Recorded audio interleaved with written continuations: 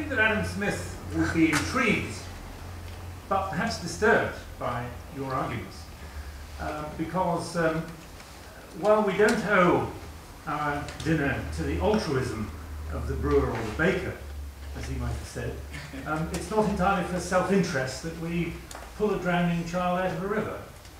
What's the answer?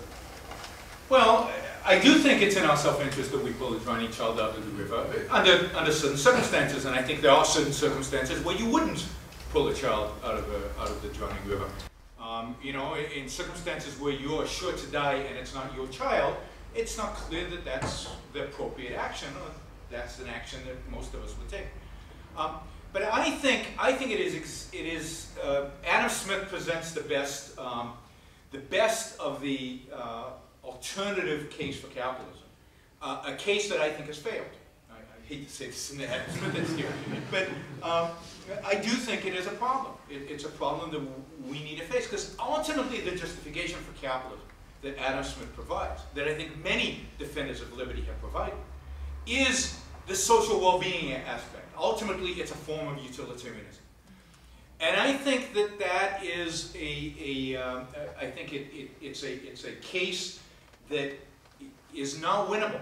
It is a case that once you accept that there's some kind of social utility function out there that we're trying to maximize, now you can have lots of arguments and a lot of debates on how to calculate the social utility. Who gets say in calculating it? There is no principal guidance in terms of what a political system should look like under utilitarian system. And I think the fact that that argument has been around for several hundreds of years now, and is, I don't think gaining traction, I think quite losing traction, is to me suggests that the utilitarian argument has been won by the left, not by the pro-capitalist elements, and we need a better argument, which I think Ayn Rand provides. Why would you jump into a river to save a drowning child? Why is it in your self-interest, under certain circumstances, to do that? Because human life is a value to you.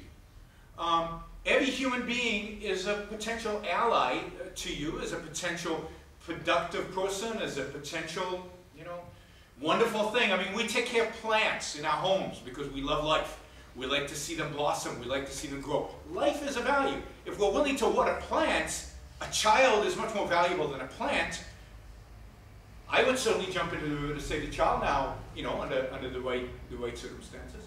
But I don't think it's a moral obligation to do so.